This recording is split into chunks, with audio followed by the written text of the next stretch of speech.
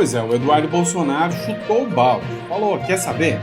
Que Tarcísio que se dane, com ou sem apoio do meu pai, com ou sem o apoio do Bolsonaro, tô aqui para 2026 e pronto. Rapaz, isso deu uma repercussão lá em Brasília e a gente vai falar um pouquinho sobre isso. Santiago Penha também fez um discurso digno de um estadista lá na ONU, muito mais impactante e interessante do que o do Lula, não tenha dúvida sobre isso. Agora, uma coisa chamou atenção, uma ligação misteriosa do senhor Luiz Inácio Lula da Silva antes de chegar nos Estados Unidos, antes de encarar o Donald Trump. Também teve o discurso do Hugo Mota, disse que é todo machão, corajoso, não tenho medo do tal do Donald Trump, não. Será mesmo? Tem também, né, uma fala aqui muito impactante, né, da chefe de diplomacia dos Estados Unidos sobre o Brasil. Enfim, tem muita coisa, nós vamos falar sobre o Alan dos Santos, tem muita coisa para a gente debater aqui. Seja muito bem-vindo, é um prazer enorme estar aqui com você, debater um pouquinho mais sobre a política como ela é, política, geopolítica. Então, muito obrigado pela confiança. Bora começar de matéria, já com o Eduardo Bolsonaro? Então, bora para cima. Vamos lá, pessoal. Matéria do Goiás 246. O Eduardo Bolsonaro diz que será candidato até contra o Tarcísio, e mesmo que não tenha o apoio do Bolsonaro. Lembrando para vocês que 2 partidos já convidaram o Eduardo Bolsonaro. Na verdade, um partido, que é o PRTB, já fez o convite oficial. O outro foi o convite de um dos integrantes do partido, que é o Jeffrey Chiquini, para o Eduardo Bolsonaro comparecer, né, ao Partido Novo, estar junto com o Partido Novo. O deputado federal Eduardo Bolsonaro disse a mais um interlocutor que será candidato a presidente da República, com ou sem o apoio de Jair Bolsonaro. Ele tem afirmado que vai sair do PL e se filiar a um partido menor para se lançar à sucessão de Lula. Pois é, se o Eduardo Bolsonaro não ficar inelegível, pode ter certeza que ele vai dar trabalho. E eu, particularmente, é a minha opinião pessoal, viu? Entre alguém que o Bolsonaro indica e entre o Eduardo Bolsonaro tem mais liberdade. Por quê? Porque o Eduardo Bolsonaro, ele está lá nos Estados Unidos, ele vai fazer a campanha dele, ele já enfrentou, de certa forma, o Supremo Tribunal Federal, enquanto que o próprio Bolsonaro agora está na mira do sistema. Está preso, gente. E é lógico que ele vai ser coagido a apoiar quem o sistema quer. O parlamentar está disposto a ser candidato, mesmo que o pai apoie o governador de São Paulo, Tarcísio de Freitas, para a presidência da República, ou qualquer outro presidencial. Isso aí deu um burburinho, né? Até que o próprio Silas Malafaia vai fazer críticas. O Valdemar da Costa Neto falou que o Eduardo Bolsonaro quer ajudar a terminar de matar o pai dele, né? Politicamente. Ou não. Então, assim, sinceramente, nesse embate aqui, eu acho que o Eduardo Bolsonaro acaba tendo... Hoje, vem cá, vou fazer uma pergunta para você. Hoje, você acha que tem mais credibilidade o Eduardo Bolsonaro com as ações dele lá nos Estados Unidos perante o público bolsonarista ou o próprio Bolsonaro que está preso hoje em prisão domiciliar? Digo assim, hoje, se tiver esse racha, o Bolsonaro apoiando o Tarcísio e o Eduardo contra o Bolsonaro, que lado você estaria? Quero ver o seu comentário, coloca aqui no comentário. Ó, Santiago Penha afirma ante a ONU que o seu apoio a Israel o seu apoio a Israel no conflito em Gaza. Contrário à maioria dos líderes regionais e mundiais, ainda bem que tem gente que pensa diferente, Santiago Penha disse, né, que o governo judeu tem o direito de se defender. Se questionou também a Venezuela, a Nicarágua, e adverteu sobre os modelos econômicos enganosos que vêm acompanhados de autoritarismo político, em alusão à China, a par de pedir o reconhecimento de Taiwan como Estado. Cara, hoje o pessoal tá numa briga pesada, né? Estão formando cada vez mais blocos econômicos e políticos, com alguns países se posicionando pró-América, outros pró-China, né? Uma vez que a gente viu isso foi em 1945, tá? Segunda Guerra Mundial. Afirmou ainda que por isso que o Paraguai tem sido um dos primeiros países do mundo a designar tanto o Hezbollah como o Hamas como organizações terroristas internacionais e sempre censurou profundamente, né, as suas ações. O Paraguai batendo um bolão, né, dando show de diplomacia e democracia, se comparado aí com o Brasil, né? Mas vamos lá. Agora, teve uma ligação. Ah, meu amigo. Ah, meu irmão. Essa ligação tá dando o que falar. Governo Lula ligou para Moraes antes da fala do Lula na ONU. Para pedir bênção? Para dizer o que ia falar? O que será que aconteceu, né? Que participação política que o ministro Alexandre de Moraes tem hoje, né? A nível de, antes de um discurso, o presidente ligar para falar: ô Moraes, vou falar isso, isso e isso. Ficou estranho. Lula estava dentro do avião quando as novas sanções aos ministros Alexandre de Moraes do STF e ao chefe da Advocacia Geral da União, Jorge Messias, começaram a pipocar na imprensa. A partir do pouso, duas versões circularam. A de que Lula telefonou pessoalmente a Moraes para expressar solidariedade e indignação pela ação norte-americana e a de que ele escalou o ministro da AGU para o fazê-lo. E as duas versões não são excludentes. Lula falou, Messias falou. Foi uma pancada muito forte, embora esperada. Atacar familiares, o presidente sabe que é isso, diz um auxiliar. Nem a assessoria de Lula, nem a de Moraes confirmaram a conversa.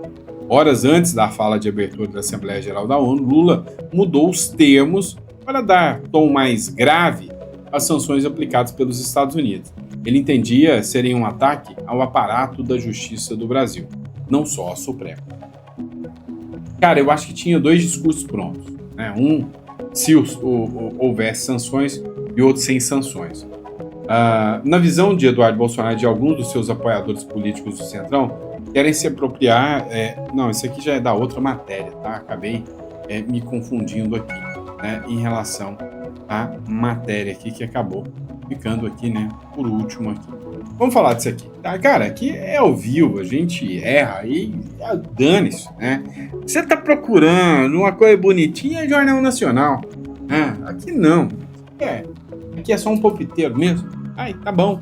Ó, Mota diz não temer sanções dos Estados Unidos após barrar Eduardo como líder. Após barrar a estratégia da oposição de nomear o deputado Eduardo Bolsonaro como líder da minoria na Câmara dos Deputados, para evitar uma possível cassação por faltas, o presidente da casa, Hugo Mota, do Republicanos, disse ao Metrópolis não tem medo de retaliações dos Estados Unidos articuladas pelo 03 do Jair Bolsonaro, não. Ou seja, do Eduardo, não. Abre aspas. Nós não podemos também vincular nossa atuação política a esta ou aquela argumentação, a este ou aquele risco, porque temos que fazer o que é certo, o que é correto. E nada nos tirará desse foco, nada nos tirará desse objetivo. Tenho, portanto, muita tranquilidade quanto à minha atuação, falou o Hugo Mota.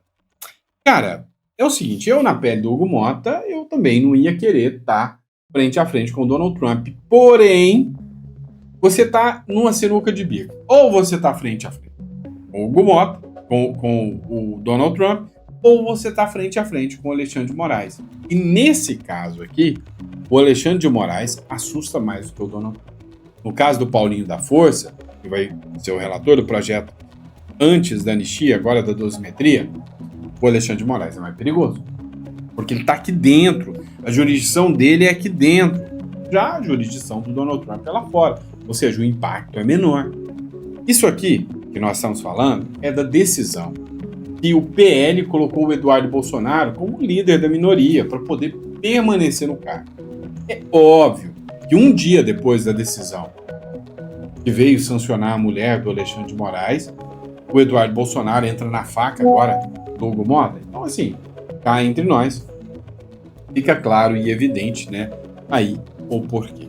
Vamos lá, eu quero acompanhar essa matéria de Metrópolis aqui com você. Queremos ver democracia em Cuba, diz porta-voz dos Estados Unidos sobre reação à fala de Lula à ONU. O Lula teve um momento que foi, assim, degradante da diplomacia brasileira, uma coisa, assim, vergonhosa. O Lula disse, né, que não é justo, que ele acha injusto, né, as sanções contra Cuba e considerar Cuba como uma financiadora do terrorismo. Na hora que ele falou isso, o secretário Christopher Landau ficou olhando pro Lula assim, incrédulo, e falando: não, pelo amor de Deus, esse sujeito não tá falando trem desse não, senhor, não tem como. Pois é, mas foi. E aí depois, o Metrópolis foi entrevistar a porta-voz dos Estados Unidos, e olha só o que ela falou sobre Cuba ali. Dá uma olhada. Um vídeo que eu registrei ontem, no momento em que o presidente Lula, ele critica, por exemplo, na verdade, um fato específico, que é designar Cuba como um estado patrocinador do terrorismo. Nesse momento, eu estava com a câmera na delegação norte-americana e o secretário Scott Bessent, ele acena negativamente com a cabeça, então... E é inadmissível que Cuba seja listada como o país que patrocina o terrorismo. No conflito, na Ucrânia...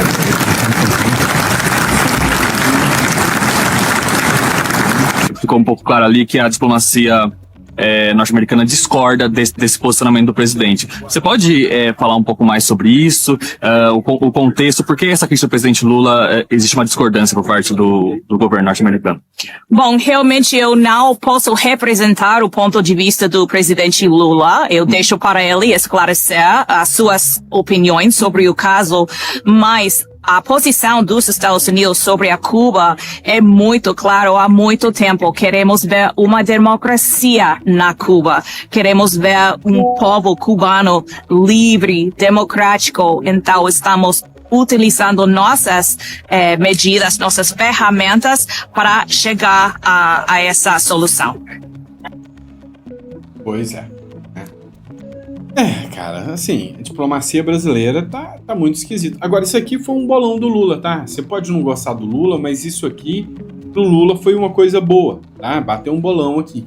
Lula e Zelensky se reúnem em Nova York e defendem busca por solução pacífica para a guerra. Por que isso aqui é bom pro Lula? Tá? O Lula vai pagar de pacificador aqui. Lembra que o Lula, durante as eleições, falou: não, companheiro, é só me dar uma cervejinha, uma mesa de bar e eu resolvo essa guerra aqui. Cerveja já esquentou, já chocou, já virou vinagre, já lascou tudo. E o Lula não resolveu foi nada, pelo contrário, foi se juntar ao lado do agressor. Depois de tanto tempo, né? Depois de quase 4 anos, né? Nós já estamos no terceiro ano de mandato, né, no meio do terceiro ano do mandato, é que o Lula resolve se reunir com o Zelensky. Só que isso foi uma bola meio que dentro, porque o Trump também falou: não, calma, deixa quieto. E daqui uma semana também essa briguinha aí do Zelensky com o Putin eu resolvo. O Trump não deu conta de resolver, o Lula não deu conta de resolver. Agora, o Zelensky elogiou pra caramba o Lula, né? Não, o Lula vai ser um nome forte pra ir lá dialogar com o Putin e tal. Eu acho que é bravata, mas assim, o Lula saiu bem na foto. O presidente Luiz Inácio Lula da Silva se reuniu nessa quarta-feira em Nova York com o presidente da Ucrânia, Volodymyr Zelensky, a pedido do líder ucraniano. O encontro ocorreu durante a Assembleia Geral da ONU. Lula lamentou o sofrimento humano causado pelos mais de 3 anos de combates e reforçou sua convicção de que não haverá solução militar ao conflito. O presidente brasileiro declarou apoio ao processo de diálogo iniciado em Istambul e em maio, iniciado pelo Trump, e as conversas realizadas no Alasca e em Washington. Defendeu ainda maior envolvimento da ONU e afirmou que um entendimento sobre um cessar-fogo deveria ser o primeiro passo para uma negociação. E aí, o que pegou aqui, né, é que o Lula, nessa manifestação aqui, mostrou sinalização ao Zelensky, né? O Lula, que já vem tendo uma imagem bem desgastada aí, imagem não democrática, né, uma imagem bem desgastada perante, né, o cenário internacional, acaba agora entrando num novo discurso de que ele é democrático, tentando voltar a dialogar com democracias, depois de tanto tempo bajulando ditaduras. E aí vem uma publicação do Sóstenes Cavalcante. O Trump deve exigir que o Lula o encontre pessoalmente se o Lula fugir. Eita, aqui o Lula já falou que era o Alckmin que ia lá, talvez uma ligação, e o Trump falou: não, Lula, aqui. Eu conversava ontem com negociadores brasileiros, né, que estão envolvidos diretamente nas negociações. O que eu ouvi, né, que esse encontro, a equipe do presidente Lula, inicialmente, prefere de uma forma mais controlada. algo que você tenha maior segurança. Por isso, a defesa de um encontro por videoconferência, por telefone. Telefone vai ser muito ruim, teria que ser pelo menos videoconferência. Agora, tem um detalhe, segundo esse negociador, o presidente Trump pode preferir um encontro presencial, físico, lá em Washington. Neste caso, Lula tem de ir, e Lula quer ir, né? Com todo o risco que pode envolver uma reunião desse tipo, que o diga o Ramaphosa da África do Sul, que o diga Zelensky da Ucrânia, né? Que enfrentaram situações constrangedoras ali nos encontros com Trump, mas a avaliação que o presidente Lula tem uma saia justa, tem uma habilidade política, capaz de enfrentar essas situações. Então, se for para ser um encontro pessoal, eu concordo com o Joel, acho que nesse caso melhor, com todos os riscos que isso envolve, é melhor um encontro pessoal realmente, aproveitar essa janela que foi aberta. Mesmo porque, segundo esses negociadores, eles avaliam que não é só o Brasil que tem interesse nesse encontro, não. O próprio Trump tem também muita expectativa num encontro com Lula. Por quê? Segundo esse negociador ali, que fala diretamente com os técnicos americanos, a avaliação é a seguinte: na área técnica dos Estados Unidos, já existe uma avaliação que os Estados Unidos estão perdendo tempo em mudar, por exemplo, as tarifas para café e carne. Os dois produtos estão com preço em alta nos Estados Unidos. Café, as empresas americanas ainda tinham um estoque, esse estoque está acabando. Depois que esse estoque acabar, eles vão precisar importar um café bem mais caro do Brasil. O que já está caro vai ficar pior ainda. E por que eles precisam do café brasileiro? Porque para fazer o blend, a mistura no café que fica do agrado do paladar do americano, né? Então eles precisam do café brasileiro para isso. A carne também teve uma disparada de preço nos Estados Unidos, então o próprio Trump pode utilizar essa reunião com o presidente Lula para falar assim: vamos negociar? Olha, posso oferecer ali uma redução das tarifas de café e carne. Lembrando que neste momento o Brasil está até numa situação melhor para negociar, porque os exportadores brasileiros, tanto de café quanto de carne, já estão conseguindo outros mercados. Pois é, o que vai acontecer, né, na minha visão? O Lula vai recuar. Ele ainda tem medo. Por quê? Porque o Lula já falou: olha, não entra em negociação aqui em qualquer momento, em qualquer momento, a discussão sobre a decisão da soberania nacional, das decisões do judiciário brasileiro e da chance de manter o cara que vai ganhar de mim fora das eleições. Mas o Trump, pelo que eu já percebi, não tá afim disso. Ele vai chegar e vai falar: olha, nós vamos sentar aqui, vamos negociar? Vamos. Você vai tirar essa história de regulação das Big Techs. Você não vai taxar mais as Big Techs. Em troca, eu tiro parte das tarifas. Então, se o Lula falar que não, o mercado vai triturar o Lula, aquele discurso de pró-soberania do Lula vai cair por terra. Então, eu acho que o Trump está disposto a negociar com o Lula. E o discurso vai mais ou menos nesse sentido. Não vai envolver o Bolsonaro. Vamos lá, bora dar uma olhada nessa matéria aqui, ó. Paulinho da Força avisa ao PT que o PL da dosimetria beneficiará o Bolsonaro. Pois é, meu amigo. O deputado Paulinho da Força afirmou à bancada do PT na Câmara que o PL da dosimetria das penas dos condenados por tentativa de golpe de Estado beneficiará o ex-presidente Jair Bolsonaro. O relator da proposta de anistia, que virou o texto para tratar de redução em tempo de prisão, se reuniu com os correligionários do presidente Luiz Inácio Lula da Silva na tarde dessa quarta-feira e prometeu uma prévia do parecer para segunda-feira. Abre aspas. Será uma redução de penas para mandar essa turma para casa. Se me perguntar, reduz o Bolsonaro? Reduz também. Não tem como tirar ele do relatório. Quem está em posição de mando e financiadores da tentativa de golpe terá uma pena maior, afirmou Paulinho da Força na reunião. Ele ainda falou pelo fim da polarização e pacificação política. Tá, o que é a ideia aqui? Vai acabar ficando do jeito que o Centrão quer. Eles vão reduzir as penas. De maneira que todo mundo do 8 de janeiro, os presos do 8 de janeiro, vão para casa. A maioria, depois da redução da pena, eles vão reduzir em 10 anos a pena. A proposta deles é reduzir em 10 anos. Quem pegou 14 anos vai cair para 4. 4. Serviço de prestação comunitária, já está preso já há algum tempo, vai para a rua. Quem pegou 17, porque o pessoal do 8 de janeiro foi de 14 e 17 anos. Quem pegou 17, vai para 7 anos. Cumpriu um sexto da pena, pula para o regime aberto, né, semi-aberto, e pode ir para casa. É o que vai acontecer com a maioria. Eles estão presos, alguns, desde o 8 de janeiro. Então, muita gente vai embora. E o Bolsonaro? O Bolsonaro vai cair de 27 para 17. Ainda vai pegar alguns anos de cadeia. Provavelmente vai ficar em prisão domiciliar. Vem cá. Lá em Brasília, nem os deputados estão gostando disso aí. Os demais políticos estão falando, olha, o PT pegou pesado e o STF pegou pesado contra o Bolsonaro. O Bolsonaro jogou as regras do jogo. Jogou as regras do jogo, estão pegando pesado contra o Bolsonaro. Então, mesmo os políticos vão mirar, né, o que o STF está fazendo. A grande realidade dos fatos, o que sobra de verdade, né, é que eles vão reduzir. E aí, se o Bolsonaro pega 17 anos ou menos, a ideia do Lula e da turma do STF é que o Bolsonaro fique pelo menos 2 ou 3 aninhos preso e mais 8 anos de inelegibilidade depois. Essa é a ideia dos caras. Vamos lá.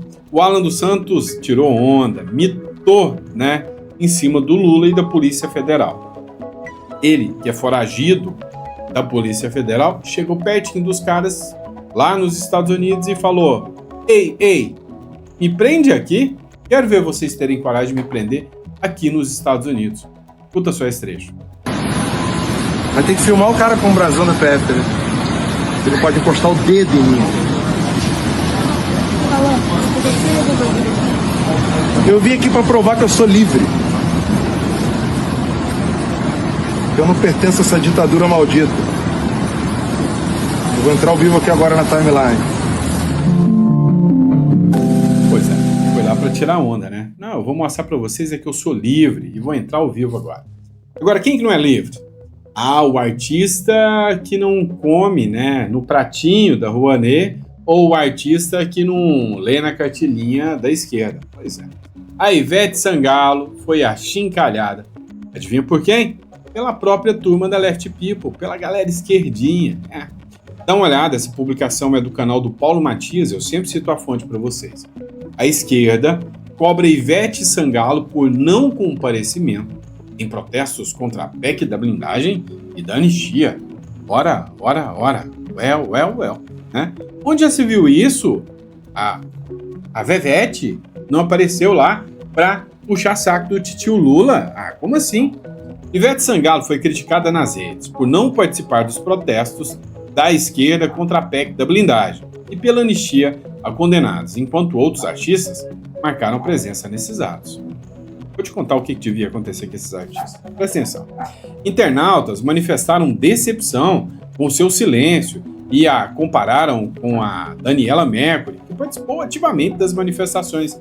Eu até vi, né? Tinha uma cena que ela e o Wagner Moura, que é outro branco, tava com um negro segurando o guarda-sol para elas. Mas se fosse uma cena com alguém de direita fazendo isso. Machista, né? Esquerdistas questionaram se a ausência é por posicionamento, ou seja, ela é contra isso? É por omissão ou é alguma estratégia dela? Agora, essa moda deveria ir para o Congresso Nacional. Bem que eu tô até com medo de dar palpite aqui, né?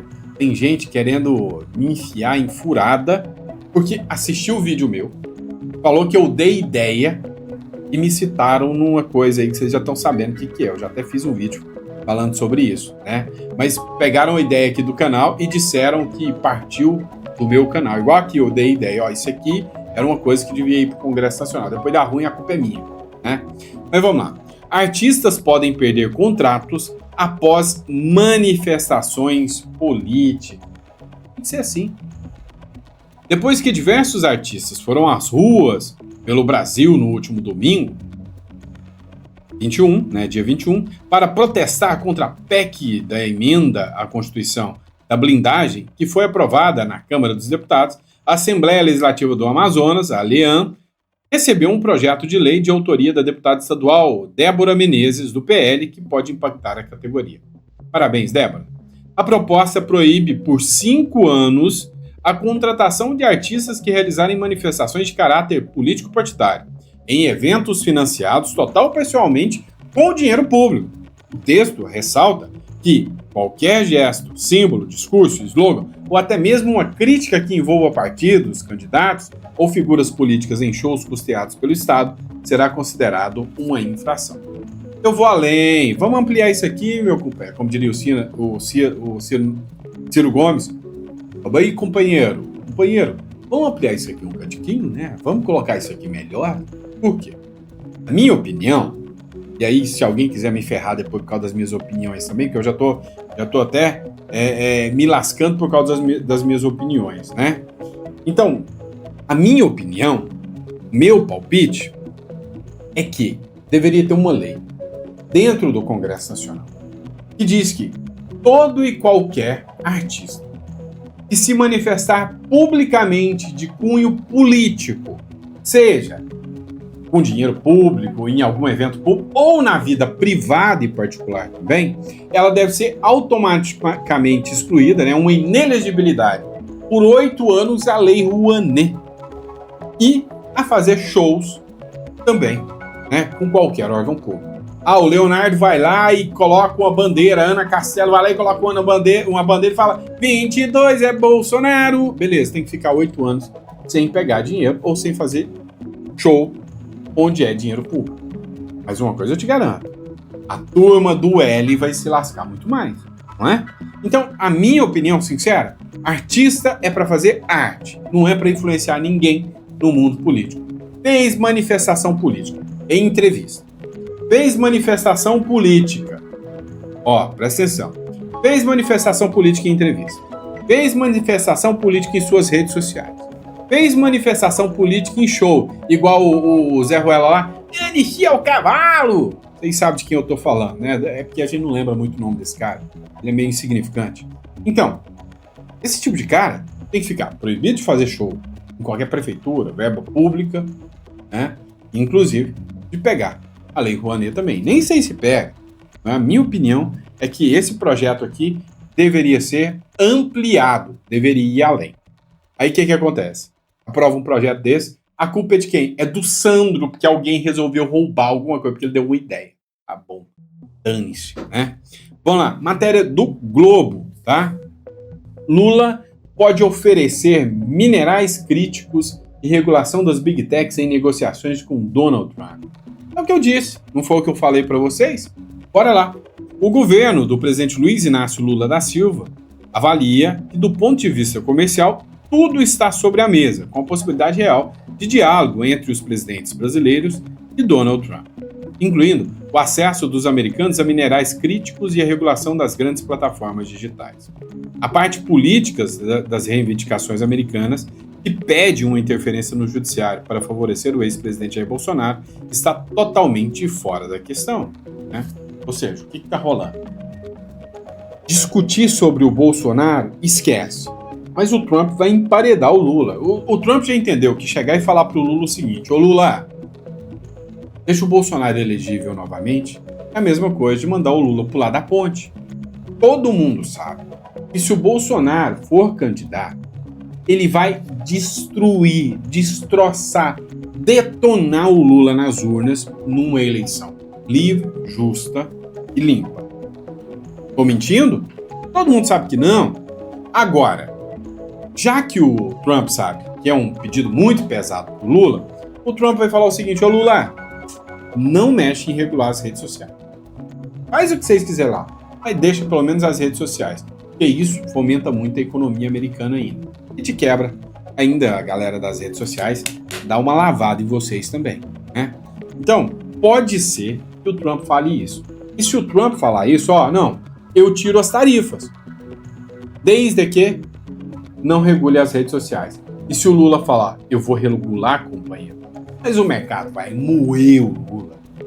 Detalhe, o Eduardo Bolsonaro deu uma pastelada, deixou o ego subir um pouco demais e quis trazer para si a responsabilidade do tarifaço. Isso subiu o Lula e diminuiu o Eduardo Bolsonaro. Foi um erro de estratégia E quem sou eu para criticar o Eduardo Bolsonaro? Mas foi um erro de estratégia. Então o que acontece? Se o Trump falou, Lula, eu vou tirar as tarifas. Só não regula, só assuma o compromisso que acabou o assunto de regular redes sociais.